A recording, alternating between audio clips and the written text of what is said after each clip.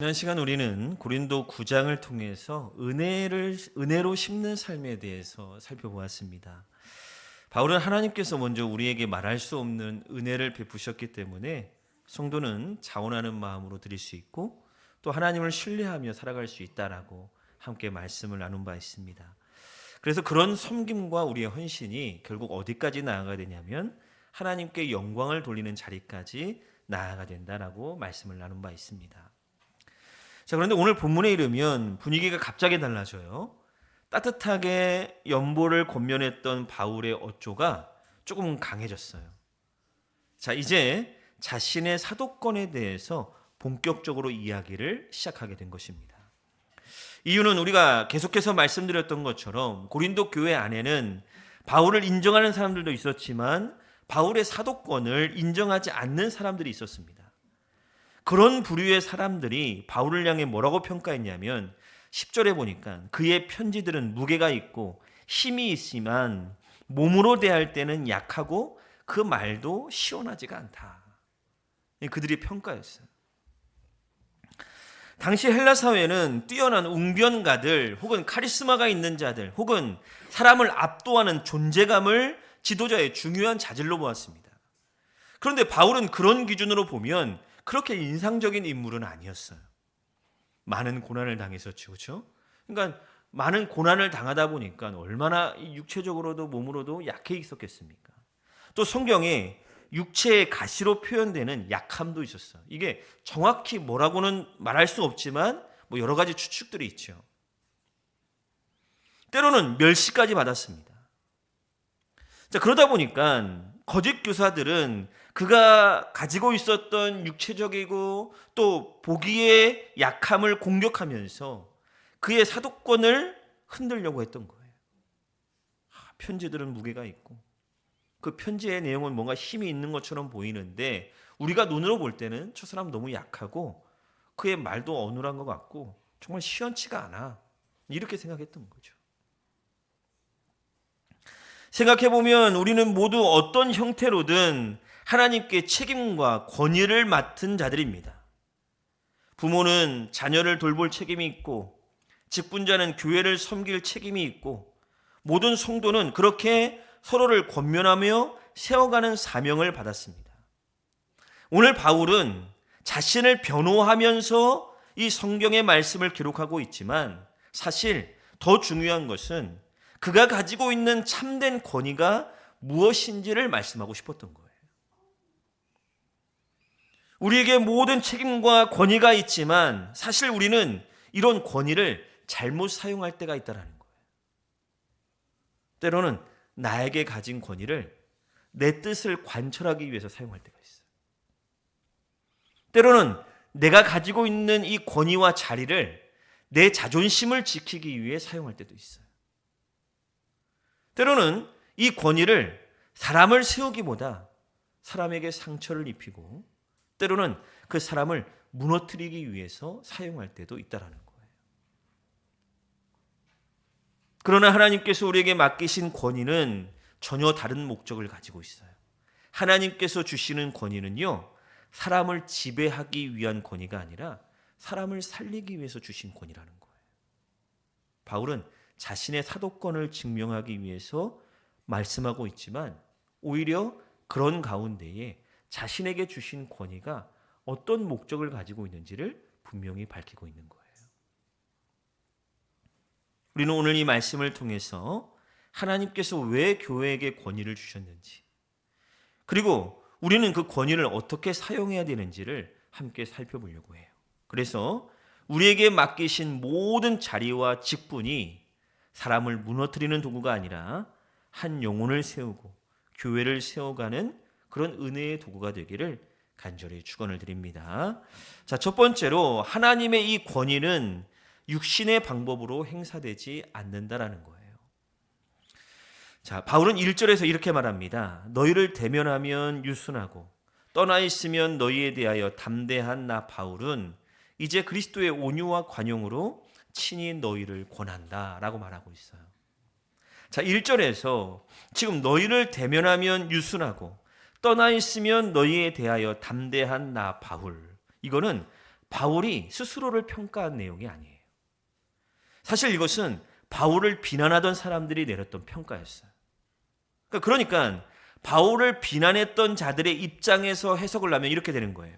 바울은 직접 만나보면 보잘것없어. 편지로만 강한 척하는 사람이야. 이런 거예요. 이렇게 바울은 자신을 비난했던 자들의 말을 인용하면서 이제는 자신의 사도권을 변호해야 되는 상황이었어요. 바울은 자신의 권위를 의심받고 있었고 자신의 사역이 공격받고 있었기 때문에 스스로가 자신을 변호해야 되는 상황이었다라는 거예요. 자, 그렇다고 한다면 우리는 보통 어떻게 하겠습니까? 이런 상황에 바울이 복음을 전했습니다. 그곳에 교회를 세웠어요. 그들을 위해 기도했습니다. 고린도 교회가 문제가 생겼을 때 편지를 통하여서 그들을 권면했어요. 언제든지 그 교회가 회복되기를 바라는 마음으로 항상 기도하고 권면했던 자가 바울이었어요. 그런데 사람들의 태도는 보잘것없는 사람이야. 그는 우리에게 지도자가 될 수 없어. 그는 사도가 될 수 없어. 자, 이렇게 말했다고 한다면 여러분들은 보통 어떻게 대하겠습니까? 우리는 그럴수록 더 강하죠. 강하게 밀어붙입니다. 자신이 가진 권위를 강하게 내세우고 자신이 했던 업적을 힘있게 이야기하고 막 힘으로 상대를 막 제압하려고 하는, 이게 일반적인 사람들의 모습이에요. 그런데 바울은요, 뭐라고 말합니까? 나 바울은 이제 그리스도의 온유와 관용으로 너희를 권한다, 이렇게 말하고 있어요. 온유, 이 온유라는 헬라어 단어가 프라우스라는 단어예요. 이 단어가 헬라 문화권에서는 뭐라고 표현되냐면 길들여진 말, 이렇게 묘사되고 있어요. 길들여진 말. 여러분, 길들여진 말, 말이 길들여졌다고 해서 그 말이 힘이 없어졌다라는 의미인가요? 그렇지 않죠. 말, 달리는 말입니다. 말은 힘이 있어요. 그런데 길들여지면 그 힘이 주인의 통제 아래에 있는 거예요. 그러니까 주인의 통제 아래에 있는 상태가 길들여진 말의 상태. 오늘 이 단어 프라우스라는 단어예요. 온유. 힘이 없는 것이 아니에요. 힘을 가지고 있지만 그것을 함부로 사용하지 않는 거예요. 우리의 주인 대신 하나님의 뜻에 나를 완전히 복종시키는, 순종하는 절제의 상태. 이게 온유예요. 예수님께서도 온유하셨죠? 이 말씀도 예수님이 약하셨다라는 게 아니에요. 하나님의 뜻에 완전히 순종하심으로 자신의 권리를 주장하지 않고 어디까지 나가신 거예요? 십자가에 죽기까지, 그 자리에까지 나아가신 거예요. 이게 예수님이 말씀하시는 온유예요. 그럼 관용이라는 건 뭐냐? 관용이라는 단어도 당시 헬라 문헌에 찾아보면 법의 엄격함을 넘어서는 자비래요. 우리는 법의 엄격함을 가지고 잣대를 가지고 정죄하죠. 그런데 그것을 넘어서는 자비. 법적으로는 내가 옳아요. 내 권리를 주장할 수 있어요. 내가 상대를 꾸짖을 수 있어요. 내가 상대를 처벌할 수도 있어요. 그런데 사랑하기 때문에, 그들을 긍휼히 여기기 때문에 상대의 연약함을 고려해서 조금 양보하고 품어주는 것.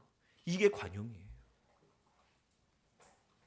법의 엄격함을 넘어서지 못했다고 한다면 예수님이 우리를 구원하실 수 있었을까요?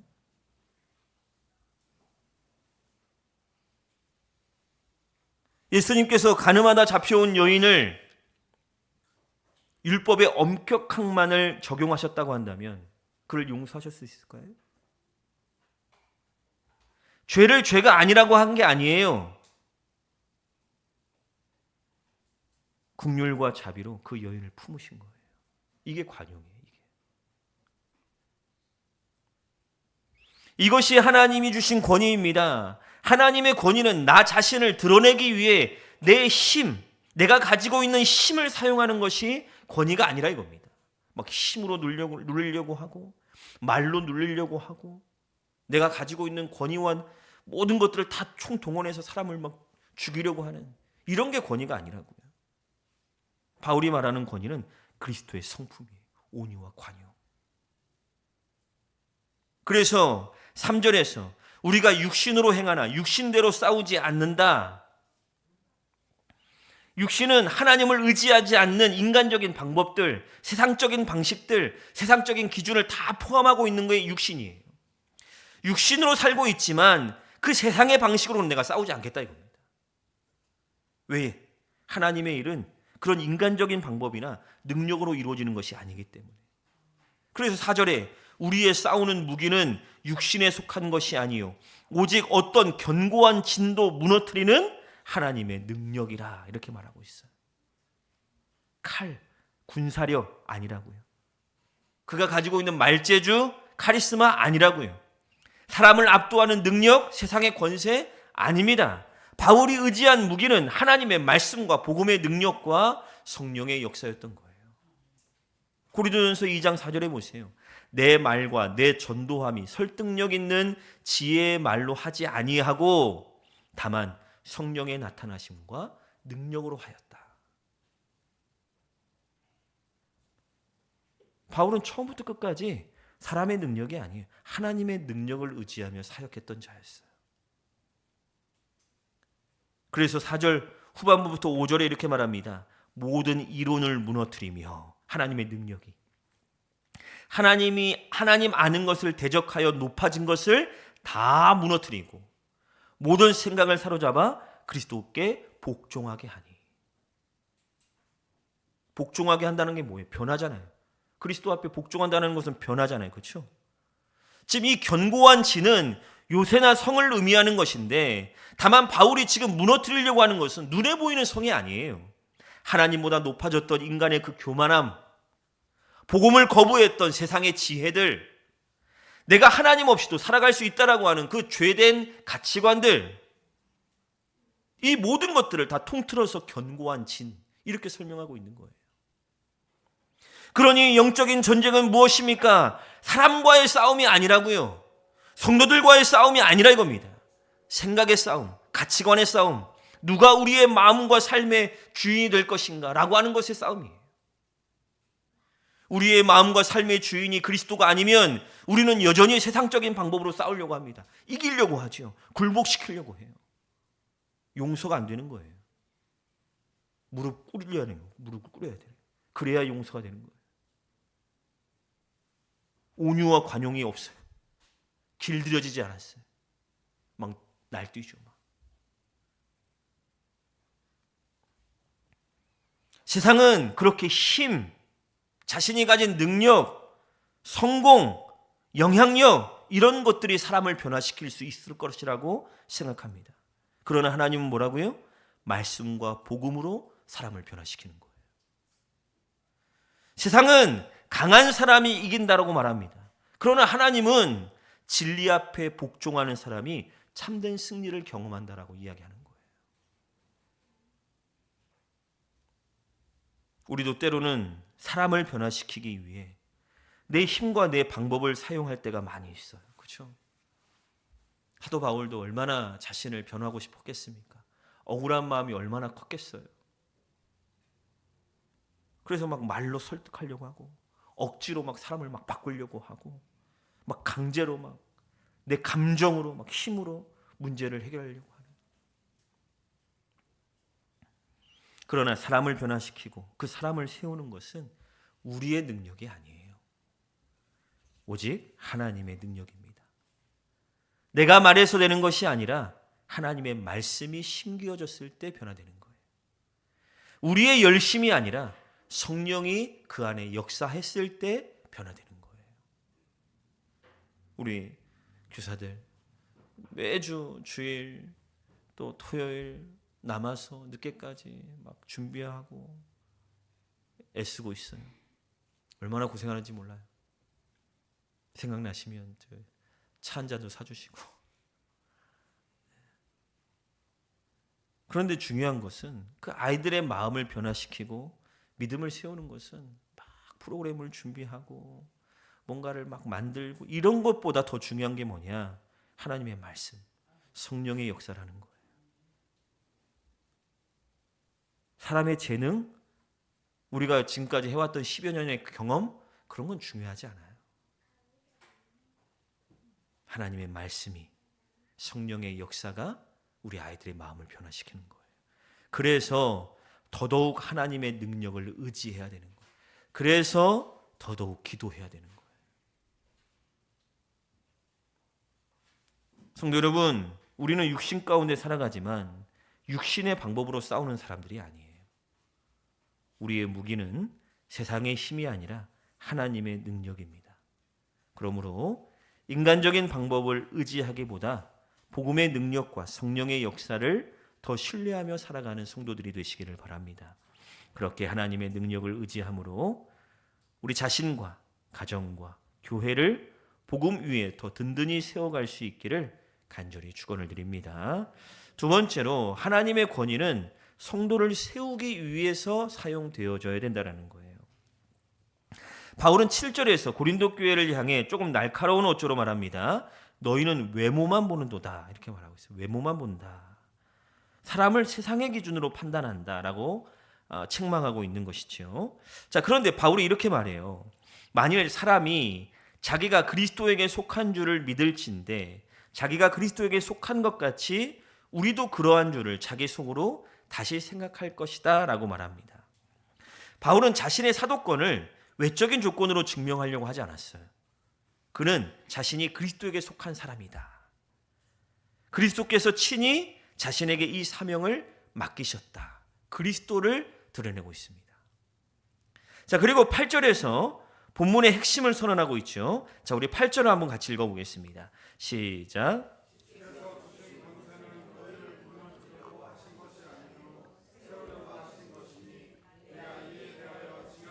자랑하여도 부끄럽지 아니하리라.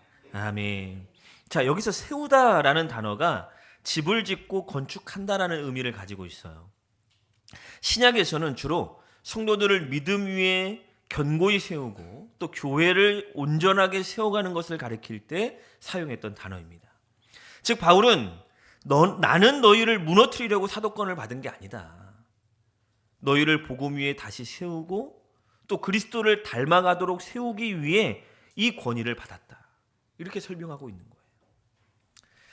이렇듯 하나님께서 권위를 주시는 이유는 사람을 지배하기 위함이 아닙니다. 사람을 통제하거나 억누르기 위함도 아닙니다. 그 사람을 살려내기 위해, 믿음 안에서 견고하게 세우기 위해서 하나님이 우리에게 각자에게 권위를 주셨다라는 거예요. 마가복음 10장 45절에도 보면 예수님께서 이렇게 말씀하시죠. 인자가 온 것은 섬김을 받으려 함이 아니라 도리어 섬기려 왔다. 예수님의 권위는 사람들 위해 군림하는 권위가 아니었습니다. 사람들을 살리고 세우기 위해 자신을 내어주시는 권위였습니다. 예수님께서 먼저 그렇게 섬기셨기에 권위를 결코 지배하고 군림하기 위해 사용해서는 안 되는 것입니다. 예수님은 그런 자들, 즉 권위를 지배하고 군림하기 위해 사용하는 자들을 뭐라고 말했냐면 이방인들의 집권자들이라고 말하고 있어요. 이방인들의 집권자들이 그렇게 행했다. 이렇게 말합니다. 예수님은 그렇게 하기를 원하지 않았어요. 오히려 세워가기를, 그들의 신앙을 견고하게 하기를 바라는 마음으로 예수님은 섬기러 오셨다. 이렇게 말하고 있어요. 그리고 바울 역시 그 예수님의 길을 따라가고 있었습니다. 그래서 바울은 자신이 때로는 고린도 교회를 향해 엄중한 편지를 쓰고 강하게 권면을 했던 이유도 단순히 성도들을 정죄하고 무너뜨리기 위함이 아니라 죄 가운데 있었던 성도들을 돌이키고 또 흔들리는 교회를 바로 세우기 위한 사랑의 권면이었다라고 말하고 있는 것입니다. 성도 여러분, 하나님께서 우리에게 맡기신 모든 자리가 사실 그래요. 부모에게 권위를 주신 것은 자녀를 억누르라고 주신 것이 아니에요. 힘으로 막 강하게 억누르고 위에서 막 군림하고 이러라고 주신 권위가 아니에요. 오히려 자녀를 믿음 위에 세우라고 주신 것이죠. 영적인 권위죠. 영적인 권위. 말씀 안에서 바르게 자라가기를. 우리에게 직분을 맡기신 것도 그저 사람들 앞에서 서서 섬김을 받고 그들을 군림하라고 주신 것이 아니에요. 교회를 섬기고 성도들을 섬기고 성도들을 세우라고 주신 권위라는 것입니다. 목회자와 교사들에게 말씀을 맡긴 것도 자신의 영향력을 넓히라고 주신 게 아니에요. 나 이런 사람이야 하면서 막 오히려 가르치려고 하고, 그게 아니라 한 영혼을 그리스도께로 인도하고 한 영혼을 믿음 안에 견고히 세우라고 주신 것이 말씀의 권위인 거예요. 그래서 우리는요, 끊임없이 우리에게 질문을 해야 돼요. 끊임없이. 나는 지금 내가 가지고 있는 권위와 내가 가지고 있는 이 직분을 통해서 사람을 세우고 있는가? 아니면 여전히 내 뜻을 관철시키기 위해서 혹은 내 기준을 세우기 위해서 그렇게 내가 가지고 있는 권위와 직분을 사용하고 있는 건 아닌가? 나는 누군가를 그리스도께 가까이 가게 하고 있는가? 아니면 나는 누군가를 내 자신에게 묶어두고 있는가? 교회는 대장놀이 하는 것이 아니에요. 사람을 따르면 결국 그 사람 때문에 무너집니다. 대장놀이에 빠진 자는 시기와 질투로 무너집니다. 그 대표적인 왕이 사울이었잖아요. 사람들이 사울을 얼마나 칭송합니까? 그런데 갑자기 다윗이 등장해요. 사람들이 달라졌어요. 사울은 천천히요, 다윗은 만만이라. 금방 시기해져 버렸어요. 사람들이 나를 따랐는데 이제 다윗을 따라. 시기와 질투를 느낀 사울은 결국 하나님을 떠난 삶을 살아가다가 하나님께 버려지죠. 하나님께서 맡기신 권위는 그런 게 아니에요. 늘 건설적이어야 돼요. 사람을 살려야 돼요. 사람을 세워야 돼요. 그리스도께로 인도해야 되는 거예요.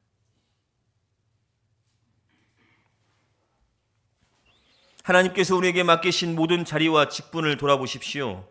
내가 가진 영향력과 내가 하는 모든 말과 내가 하는 모든 섬김이 누군가를 무너뜨리고 있는 도구가 아닌지, 아니면 정말 한 영혼을 세우고 교회를 세우는 은혜의 통로가 되고 있는지, 오늘 이 말씀을 기억하면서 하나님께서 맡기신 그 자리에서 사람을 살리고 믿음을 세우며 교회를 세워가는 복된 성도들이 되시기를 주의 이름으로 축원을 드립니다. 마지막으로 하나님의 권위는 주님만 드러내야 된다는 거예요. 주님만 드러내야 된다. 자, 12절을 우리 한번 같이 또 읽어볼까요? 12절 시작. 우리는 자기를 칭찬하는 어떤 자와 더불어 감히 짝하며 비교할 수 없노라. 그러나 그들이 자기로서 자기를 헤아리고 자기로서 자기를 비교하니 지혜가 없도다. 아멘. 당시 거짓 교사들은 자신을 높이고 서로를 비교하면서 자신들의 영향력과 능력을 자랑하고 있었어요. 그런데 바울은 이들을 뭐라고 말하냐면 지혜가 없도다라고 말하고 있어요. 지혜가 없다. 단순히 머리가 나쁘다라는 게 아니라 지혜의 근본이신 여호와 하나님을 기준으로 살고 있지 않다라는 거예요. 다 자기 자신을 기준으로 삼는 거죠. 그러면서 평가하고 비교하고, 그러니까 그들의 관심은 하나님의 영광이 아니라 다 자기 자신에 있었던 거예요. 생각해보면 사람들은 끊임없이 비교하며 살아갑니다. 누가 더 잘났는가, 누가 더 많이 가졌는가, 누가 더 인정받는가를 바라봅니다. 그리고 그렇게 비교하다 보면 교만해지기도 하고 반대로 낙심되기도 하고. 그런데 바울은요, 그런 비교의 자리에 서지 않았어요. 사람을 기준으로 자기 자신을 평가하지 않았어요. 그의 기준은 늘 누구였냐면 하나님이셨어요. 하나님의 말씀 안에서 스스로를 돌아보고 스스로를 평가했어요. 그러니까 교만해질 필요도 없었고 낙심할 필요도 없는 거죠.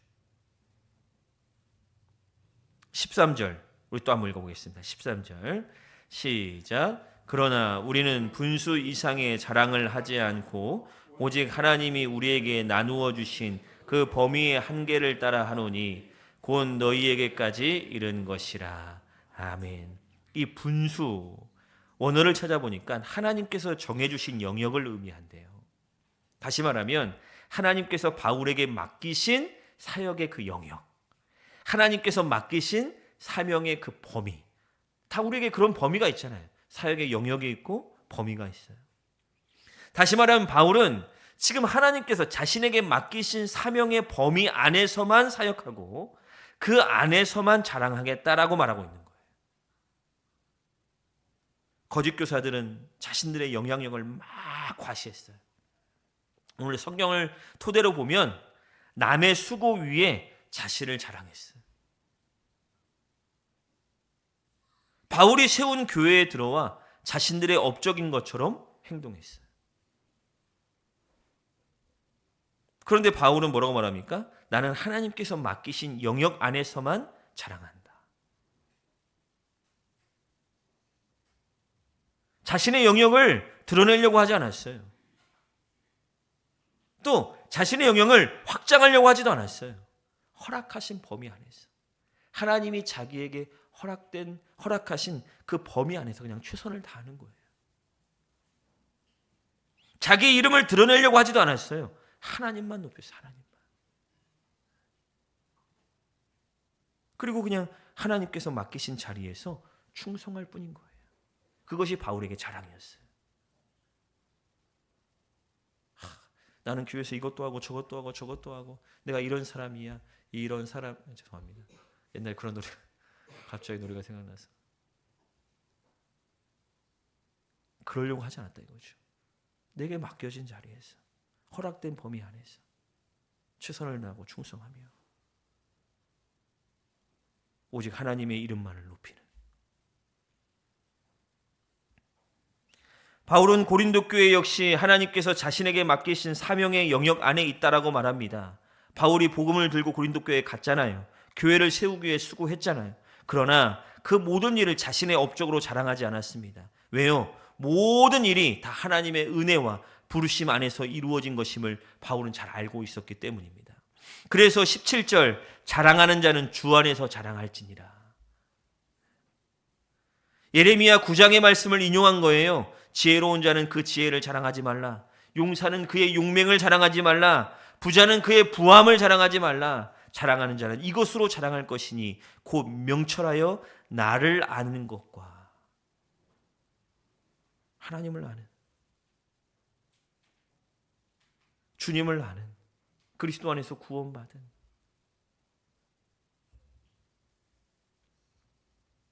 바울은 그저 자신의 사도권조차도 자신을 드러내기 위한 수단으로 사용하지 않았어요. 그 사역의 모든 목적이 오직 그리스도를 드러내는 데 있었다라고 말하고 있는 거예요. 그래서 18절에 이렇게 결론을 내립니다. 옳다 인정함을 받은 자는 자기를 칭찬하는 자가 아니요 오직 주께서 칭찬하시는 자시니라. 세상은 사람의 인정을 중요하게 생각해요. 사람들의 박수를 받고 싶어 합니다. 사람들의 칭찬을 얻기 위해 살아가요. 그러나 성도는 다릅니다. 우리의 최종적인 평가는 사람이 아니라 하나님께 있습니다. 마지막 날 중요한 것은 사람들이 나를 어떻게 평가했는가가 아니에요. 주님이 나를 어떻게 평가하시는가. 하나님께서 우리에게 맡기신 모든 직분과 자리도 마찬가지입니다. 부모로서의 자리, 교사로서의 자리, 직분자로서의 자리, 목회자로서의 자리, 모두 결국은 나를 드러내기 위한 자리가 아니라 이거예요. 하나님께서 맡기신 사람들을 그리스도께로 인도하고 그렇게 하나님의 그 영광과 그리스도가 드러나게 하기 위한 자리라는 거예요. 성도 여러분, 하나님께서 우리에게 맡기신 모든 자리에서 사람의 칭찬보다 주님의 칭찬을 구하시기를 바랍니다. 나를 드러내는 삶이 아니라 그리스도를 드러내는 삶이 되어서 내 이름이 아니라 주님의 이름이 높아지는 삶을 살아가시기를 바랍니다. 그래서 하나님께서 맡기신 자리에서 끝까지 충성하며 주님의 칭찬을 구하고 그리스도를 드러내는 복된 성도들로 남아 주의 사역들을 끝까지 잘 감당할 수 있기를 주의 이름으로 간절히 축원을 드립니다. 말씀을 맺겠습니다. 바울은 오늘 세 가지를 말씀했습니다. 먼저는 하나님의 권위가 육신의 방법으로 행사되지 않는다. 세상의 힘과 인간의 능력이 아니라 하나님의 능력으로 역사되어지는 것이다. 두 번째는 하나님께서 주신 권위는 사람을 무너뜨리기 위한 것이 아니라 사람을 세우고 교회를 세우고 믿음을 더 견고하게 하기 위한 것이다. 그리고 마지막으로 그 권위의 목적은 나를 드러내는 것이 아니라 오직 그리스도를 드러내는 데 있다라고 말씀을 드렸습니다. 우리 모두는 하나님께로부터 어떤 형태로든 권위와 책임을 맡은 사람들입니다. 중요한 것은 내가 얼마나 큰 권위를 가졌느냐가 아닙니다. 하나님께서 맡기신 그 권위의 자리에서 과연 누구를 세우고 있는가? 더 중요한 것은 과연 누구를 드러내고 있는가? 마지막 날 주님 앞에 섰을 때 잘하였다 착하고 충성된 종아라고 칭찬받는 우리 모두가 될 수 있기를 바랍니다. 그렇게 하나님께서 허락하신 우리의 직분, 우리의 권위를 사람을 세우는 데 잘 사용하여서 하나님께 영광이 되고 그리스도가 우리를 통하여 이 세상 가운데 드러날 수 있기를 간절히 축원을 드립니다. 아멘.